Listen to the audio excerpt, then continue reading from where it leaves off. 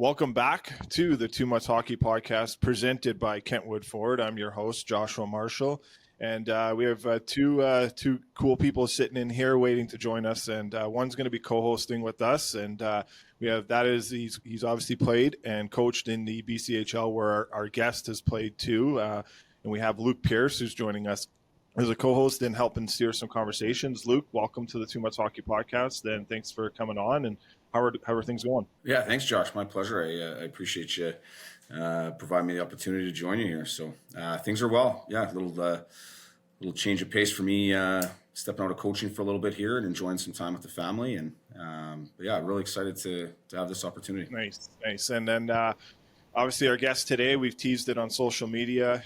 He played in his first AHL game last night. So we like to welcome Milan Lucic to the Too Much Hockey Podcast. Obviously a great resume in winning a Stanley Cup, a Memorial, MV Cup MVP, Team Canada gold medal. The history is big with Luch and the great resume that he has in the National Hockey League and what he's trying to do and get back in. Milan, welcome back to the Too Much Podcast. How are you doing, buddy? I'm doing great. Thanks for having me back. So good to see you guys. Yeah, no, it's good to have you on. I think this is the third time we've had you. But obviously, pretty cool game last night to get into, a sold-out building. I know it wasn't the result you guys wanted, but I guess kind of how did that feel to be in front of a sold-out crowd and a crowd that has supported you in that Massachusetts area for such a long time too, and how cool it was to play and get into that kind of atmosphere and get in the game again? Yeah, it was great. It was obviously really cool. Being back in, I guess, Bruins country here in Western Mass, Springfield here. So good to see all the fans come out. And even support from my wife who came in and wanted to be a part of it. So she got to take it in as well to be a part of it, which was really great. But like you said, the result wasn't there, but it was a good experience for me to get my first AHL game under my belt. Obviously a part of the conditioning stint here to try to get back up into the NHL. So unfortunate growing injury there, tore my groin in the first week of camp. Actually played the last 3 games with the growing tear. Just being on a PTO, I felt like I had to push through it to give the management and coaching staff something to evaluate. But going back to last night, it was fun to be a part of. I felt really good as far as how my legs felt and how I was able to, be in the game and, make plays, win battles, get my legs going. And it was a really cool first experience. Luch, for you, like you're over 1,000 games, obviously, in the NHL, but not one in the American League. So it just speaks to the, how great of a junior career you had to jump right into the National Hockey League. But maybe just for you, your first kind of the big takeaway from your first game in the American League. I mean, first impressions for you. Yeah, we talked about the crowd. That was great. Also too, I grew up a big Simpsons fan, so to be in Springfield, every state I think in America has a Springfield, but I think the Simpsons Springfield is this Springfield in Massachusetts. So to have that as well is pretty cool. But I guess my takeaway is, it's a lot of young guys. It's a developmental league. It's still arguably probably the second best league in the world as far as talent goes. But like I said, it's a developmental league. It's got really, really good players with high-end skill, but guys who are just trying to, learn the right habits, learn the right way of playing on a night-to-night basis, and trying to break, I guess, bad habits where, guys are maybe trying high risk plays in situations where, simple is best, just to keep the puck moving north. Luca, as in coaching, what we like to harp on is, get the puck moving north and where it's going to continue to work for you, other than trying that high risk play where, high risk, I know high reward, but high risk a lot of the time gets turned over and it goes back the other way. So as far as, and that's not just, that's not just critiquing guys that I played with. It's kind of just kind of how the game goes on both sides. But the energy levels are there. Guys are hungry because they're trying to achieve their dream and move up into the NHL, and this is a gateway and a stepping stone for them. And to experience that is pretty cool on my end.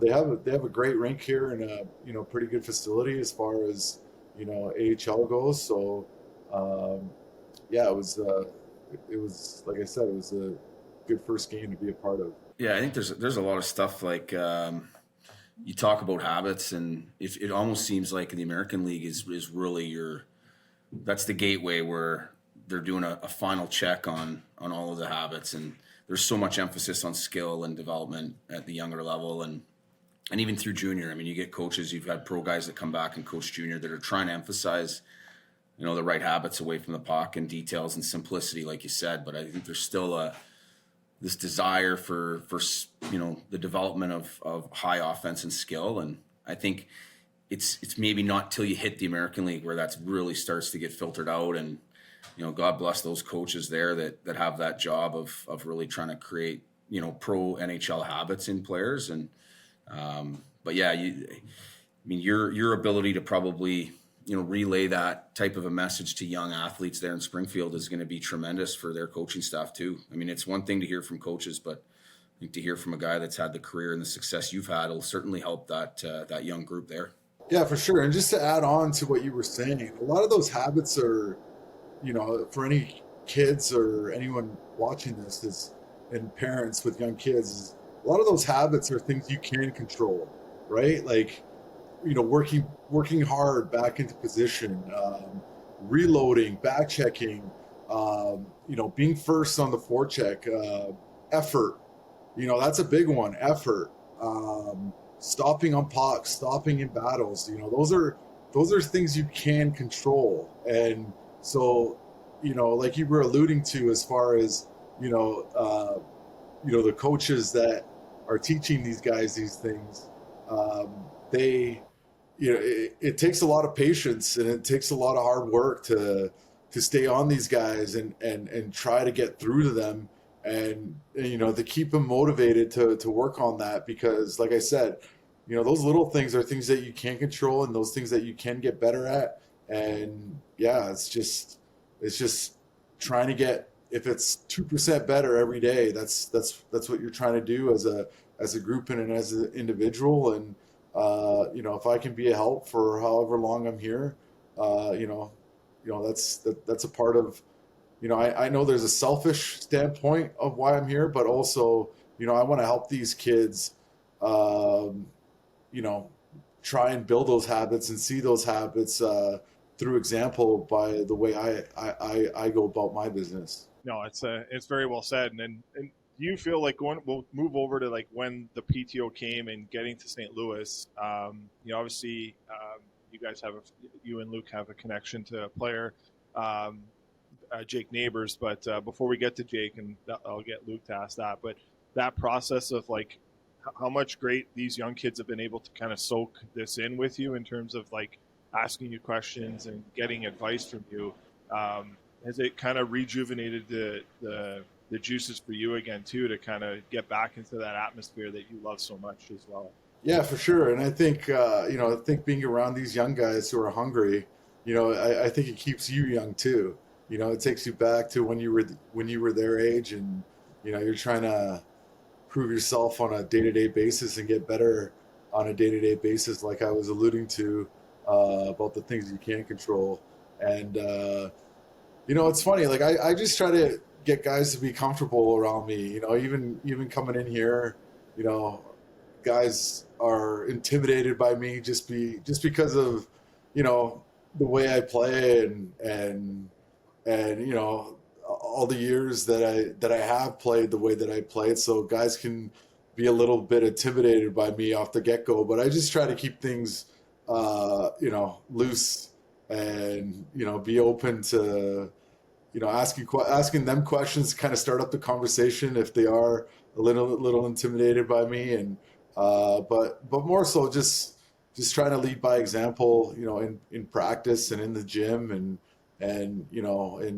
in the games. So, that's kind of the mindset on my part. I know in some other interviews you've talked about guys like Jim Montgomery and obviously Doug Armstrong and Claude Julien and all great people. And there's one person I want to ask you about is Peter Chiarelli and how much he's meant to you and throughout your whole career and kind of being back with him and with this organization in St. Louis. And what people probably don't know about Peter that maybe you can share with us, Milan, and that connection that you two have together dating back to your time in Boston. Yeah, obviously me and Peter go back to 2006 when I got drafted. Funny story though, he didn't get the GM job until July 1st, so I think he was sitting at Ottawa's table during the draft, which was actually a really big day for the Boston Bruins, taking Kessel in the first round, me in the second round, Brad Marchand on the third round, and Josh, you'll like this one. They traded Tuukka Rask for Raycroft straight up that day as well. So, four players on one day like that is a pretty big day in the history of the Bruins. But yeah, we go back all the way to 2006, and for me with Peter, especially in our Boston days, and him bringing me to Edmonton. Having a guy that believed in me the way that he did, really gave me self-confidence that I could achieve what I wanted, what I felt like I could achieve, and help the team the way I felt like I could help the team. Just that belief that he had in me. Obviously, I had to earn it. I had to work for it, and he gave me a chance and saw something in me where he kept me around as a 19-year-old on a team where I think we were predicted to finish like bottom 3 in the Eastern Conference that year. And he kind of stepped out of the box and gave me a chance and opportunity right away as a 19-year-old in 2007. So and allowed me to keep building my game and put me in a top 6 role and a top line role for all those years. And without his belief in me, I don't know where I'd be today. So I'm very grateful and thankful to have had someone in my corner like him, from the get-go. But like I said, I had to, those things aren't given. You got to earn those things. I did my part, but it definitely helped me, earn that when you have a guy that believes in you, and he definitely did. And so did Claude. I got to give Claude a lot of credit. He always put me in good situations. He never gave up on me. A lot of people don't know this as well. Like, he was really hard on me. He was hard on me all the time. He always held me accountable. He wasn't afraid to call me out in front of the group, and even on one-on-one meetings, he was always harping on me because he saw something in me, and he wanted to make sure that I always had my foot on the gas pedal. And without those two guys pushing me the way they did, I don't know if I would have had the career that I did, especially in Boston. I mean, you look at the way I played in Boston, I think it was because those two guys were all over me all the time and holding me accountable. And, they definitely got the best out of me, and I got the best out of myself, because of those two guys pushing me and also my teammates. So very grateful and thankful to have had both those guys in my corner, especially at a young age. And it's nice to be reunited with them here in St. Louis so far. Oh, that's awesome. Luke, I'll toss the mic back over to you. I know you got some questions with Jake and some other topics there. Yeah. No, thanks, Josh. There's so many great things there in what Milan's just talking about that I think before I even get into the Jake stuff, I just wanted to touch on, because I don't think necessarily everybody realizes how important relationships are, not just in the game, but in everything in life. And for you, I mean, you've obviously earned the respect and built those relationships with people that have provided you with second chances. And at some point, everybody runs into that where they're going to need a bit of a lifeline and an opportunity. And, the impressions you've left on people early in your days, that you've probably did some things for them and, overachieved maybe outside of what your contract value was, or did extra things at the time, and created a lot of loyalty there. And just how critical those relationships are to have the type of career you've had, but also just in general. Like, you probably have a lot that you can list beyond those, but maybe just touch on that quickly again, if you don't mind. Yeah, it's not just in hockey, it's in life in general, right? It's relationships that you build. And I think a big thing that I harped on, it's not given, it's earned, right? And I went from a kid who wasn't drafted in the WHL, and I remember crying that day because I thought my hockey career was over. I thought there was no way that I was gonna be able to live my dream of making the NHL because I had been passed over in the WHL draft. And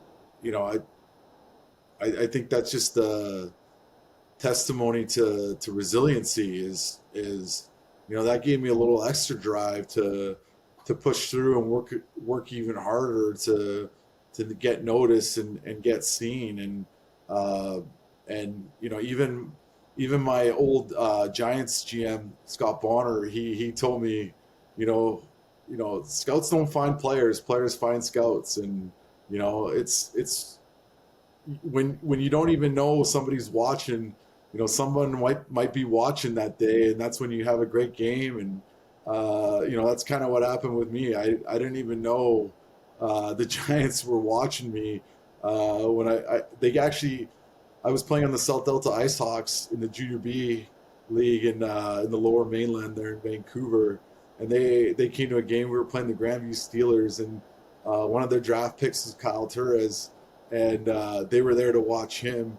And I stood out and had a goal and assist that game and was first star. And then the next day, all of a sudden, I'm listed by the Vancouver Giants, And I like I said, I didn't even know anyone was there watching that game, but I was, it was just a preparation and work that I put into it that I just got noticed out of nowhere. And yeah, it's just, relationships that started there. The first guy that gave me my chance was my Junior B coach there, Shane Cuss with the Delta Ice Hawks, and he kind of opened the door for me.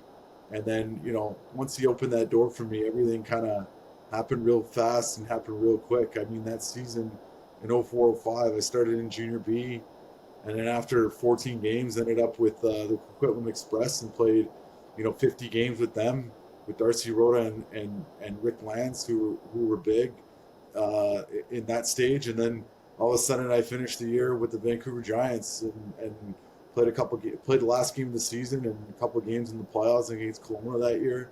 So it's funny how when you're just prepared and ready to go, and even when you don't know anyone's watching, someone could be watching, but you have a great game, or you put forward your best effort because you're prepared for it, and then like going back to the relationship part, you create the relationships because they believe in you, but also you earn that trust, you earn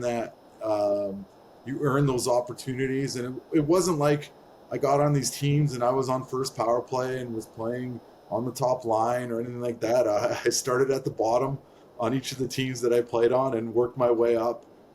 So it was always something that I had to earn, and it just goes back to resiliency.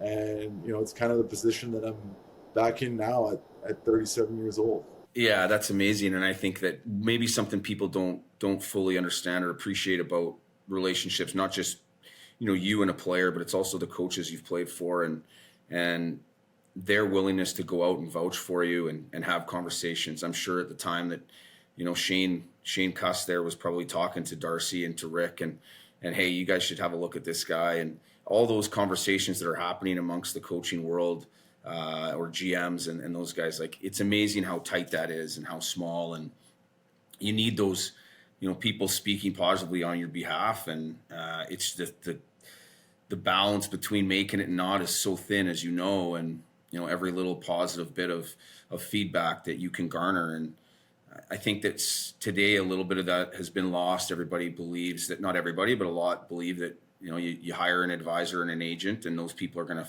carve the path for you. And it's still so much of that is back to the work that you put in with the people that you build trust with. So I think that's an excellent message for all players, young and still competing at the junior level. But the thing that really struck me when you're talking about your kind of entrance into the NHL and even just your path through junior, and the parallels like Josh had mentioned about a guy that I coached for 4 years in Edmonton is Jake Neighbors, and I know you guys got connected there in St. Louis, and there's a lot of similarities for the people that know Jake in the style of play. And the thing that really struck me was you talking about having to earn your opportunities and trust and the resiliency. And I remember Jake coming in as a 16-year-old, probably much like you at 19 in Boston, and brought so much life and energy to the dressing room, and really created something that the young players could build around and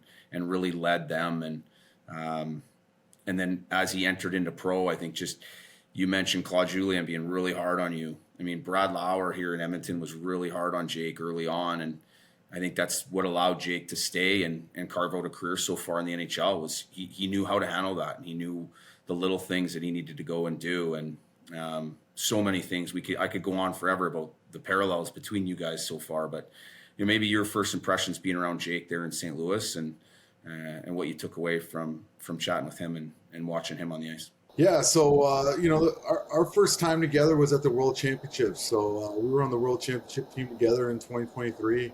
So I got to spend almost the whole month of May with him. Him being a lot younger than me, but same sort of thing. Just coming in with a good attitude, a lively kid who also worked hard. I don't know much about his junior career, mainly because of the age difference, but obviously a good junior player. Like you said, his coach was hard on him, and I think that's why when he came into the World Championships, they had him as the 13th forward. I think the first couple games they dressed him, but he didn't even really get a shift unless the guy took a penalty or something like that. He wasn't on a regular line, and by the end of it, I think he was on the, once Joey Veleno got suspended for the rest of the tournament, he ended up being a big part of that team. But his attitude is great. Like you said, he's a lively kid who brings good energy, but he also works hard. He puts a lot of time and effort into his preparation and his body to be able to play a certain way. It was great of him, nice of him to allow me to stay with him when I got to St. Louis for about 3 weeks until my family came in and we ended up getting our own place. But it was good to reconnect with him and stay with him and kind of have him. It's funny how it works when now young guy is taking care of an older guy, bringing him into the group, and it kind of just takes me back to 2010 when Brian McGrattan was on a PTO in Boston, and we kept him around for camp and then the first month of the season on a PTO, and he was getting kind of sick of being in the hotel, and me and Brittany, decided, we had an extra bedroom. It was just the two of us. Why don't you come stay with us? So he was, I was 22 years old, and was letting an older guy live with me and bunk up with me and Brittany back then in 2010. So it's funny how it goes full circle that here I am at my age and my state of my career in life, bunking up with a 23-year-old who allowed me to stay with him. So grateful to have him as a friend and hopefully a teammate here sooner rather than later. That's great. Back to relationships, eh? Yeah, right. 100%. So we're almost done here. We got a couple more, Milan. But obviously, one, obviously something we all share is our faith and how much we love Jesus. And I don't know if you saw that video of that reporter at the World Series, and he went around asking a lot of the players, what does God mean to them and what does their relationship with Jesus mean to them? And one of, I think, the cool things that I was able to see during your time of getting back to where you wanted to get back to, you're out of the game, is at times you're sharing some stuff on Instagram of, at church or a picture of Jesus or whatnot, and just more or less that word of positivity. You're on the offense of positivity. You and Brittany, where you guys are at now, I think it's amazing in being sober and that journey too. But there's a lot of questions to go into this. But like, how much does your relationship with Jesus mean to you, Brittany, your kids, like your family, and going forward in life with that offense of positivity? Yeah, it's huge. Just having that reconnection is great. I grew up Serbian Orthodox, and anyone who knows the Serbian people, we have a real good connection with our faith. And sometimes when you go through it, you lose a little bit of that. So to get reconnected with that has been really good for me, really good for my relationship, really good for our whole family. I think Brittany's a little bit more outspoken on social media than I am, as far as that goes. But that reconnection has been really great, as far as everything goes. She's been huge for me and helping me through this whole process. So I can't thank her enough for everything that she's done for me and my life and my recovery and this journey. And I'm truly blessed and grateful to have a person like that in my corner and on my side. And so it's I'm very lucky to have someone like that. And like you said, just just the faith part, it's a big thing. And just spirituality. And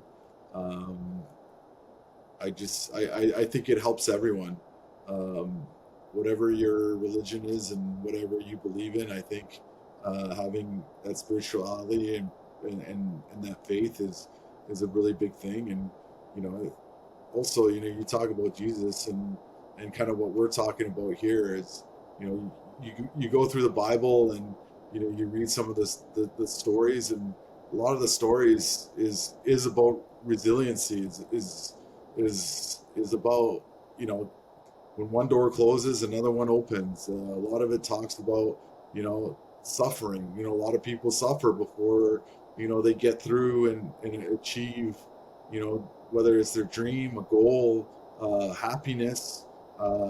It's just life. But keeping that faith and that spirituality close to your heart and within will help you get through that. And like I said, it's been a big part, a big thing for me, a big thing for my marriage, and a big thing for my family. So I'm really grateful to have that as well. Yeah, it's obviously great and amazing to see, and obviously November is men's mental health month, and obviously we share that. And I guess you could say, like, you could always take care of your mental health every time, every day of the week. Doesn't matter which month it is or the name of the month. But obviously some tragic news that we saw in the NFL from Monday to later in the week, and Marshawn Nealon passing away, and a 24-year-old at the highest of highs in life, and then a world losing a great person like that. But the message, I think, with you, Milan, over this time, and the great interview it did Cam and Strick, and the interview you did with Oves and Uppy on Missing Curfew podcast. It's just great to see that the amazing people that are in your corner throughout the NHL circle, that are there and supporting you. And it's your family, but I know two other people that mean a lot to you, and Wasey Rabbit and Johnny Boychuk. I want to get your thoughts maybe just on those two guys and how much they mean to you, and the brotherhood you share with Wasey, and obviously with Johnny too. Yeah, just having that support cast like you talk about, and just knowing that people care for you, and just want the best for you. And I don't know if a lot of people in Canada got to see Eddie Olczyk and what he said the other day on TNT, talking about how he went through cancer and beat cancer. And I think it's relatable as far as mental health. And he talked about his days where he thought he was a burden on people because he didn't want to let anyone in. He didn't want to let anyone help him, and he just was trying to go through it alone. And I think it's the same message for mental health is you're not alone in this process, and let and in his message it was, and I believe in this as well, was let people help you, let people support you. There are people that care about you, and the hardest thing you can do is, and the worst thing you can do is try to go through this alone. And he talked about it, and it's so true, is it helps the other person as well by letting them help you and letting them in and being vulnerable. That's not saying be vulnerable to every single person that comes across your life, but there's certain people that it's important that you let in and you're vulnerable to, and that you let help you, and that you can fall back to for support. And I encourage that with everyone. That's why I wear this sweater. It's from the Violent Gentlemen Hockey Club. Check on your teammates, and it's got the suicide prevention call number on there. Call 988. And so yeah, if you're going through something, don't be afraid to reach out, because I think when you reach out and ask for support and ask for help, it's a sense of strength. It's not the opposite of what people think it is. It's not a sense of weakness. So if you are struggling, don't be afraid to reach out to somebody close to you and allow them to help you. It's very well said. And you're one of the first bona fide NHL players to give us an opportunity. We had you on our podcast, was kind of just struggling a bit and wasn't really known and all that. You came on several years ago, and it meant a lot. And it's kind of crazy, as you were talking, I was just thinking, because of you, Milan, I got to interview my favorite player, Doug Gilmour, on this podcast. He's obviously a Leaf legend in a way, but it's just and how much, and obviously I do this podcast because how much I care about mental health and want to share good conversations. And then getting to know Luke Pierce over this last, few months and probably 6 months or so, and just a great friend and a guy to go to coffee with, and sharing an interview with both you guys means a lot. And there's a lot of great people in this world that do care. And obviously, I grew up with Johnny Boychuk, who same age and everything, went to elementary and junior high together, and the brotherhood you have with him. And I see now Wasty Rabbit follows us, so we're going to get him on, and he's obviously doing great things in Vancouver. There's just a lot of great people out there. And and just the message you keep putting out there, Milan. I showed you today how many people like the picture of us just saying the Milan Lucic effect. I think I had 20 DMs on our Facebook account. Where can I get the game? Do you have tickets off market? I just had to tell them I was like, no, I live in Edmonton. Here's the link to Flow Hockey. So not only did people couldn't get in, people wanted to watch on Flow Hockey too. So, and that's all because the story that you're sharing and giving back to the game that's given you a lot, you've given us a lot on our end. And we're obviously hoping that this turns this 3-game opportunity down, a conditioning stint, turns into an NHL contract for you and your family. And you get to, be back in the league that means, and you get to, again, as I always say, get to represent that heavyweight championship, because the belt is still around your waist, buddy. So, yeah. Well, yeah, thanks again for having me on this podcast. I think, Josh, you got to give credit to Brittany, because it was Brittany who answered your DM that got me on this podcast from the get-go. Okay. So I think she gets all the credit. Yeah. I think she gets all the credit as far as that goes. But yeah, I'm always, I'm always a big fan of you and you guys and what you're doing and what you do to help get kids in minor hockey and your community. So I'm happy to be back here, on here again. So Thank you guys again for having me on here. Thanks. And Luke, thanks. I don't know if you have any final comments you want to say before we sign out. No, yeah, thanks, Josh. Thanks for having me, and great to chat with you, Milan. I know there's a lot of people out there that excited to see you back in the NHL, hopefully here soon. And you've done so many great things for the game and transformed a lot of that, the power forward identity, and you'll be a legend from that standpoint. And it'd be great to see you back playing. And I know those guys in Springfield right now are certainly lucky to have you there. Helping with their young players and something that I'm sure Steve and his staff will be really grateful for. So best of luck to you, and thanks, Josh, for having me on. Perfect. All right. Thanks, everyone, for listening. This will be coming out later in the week.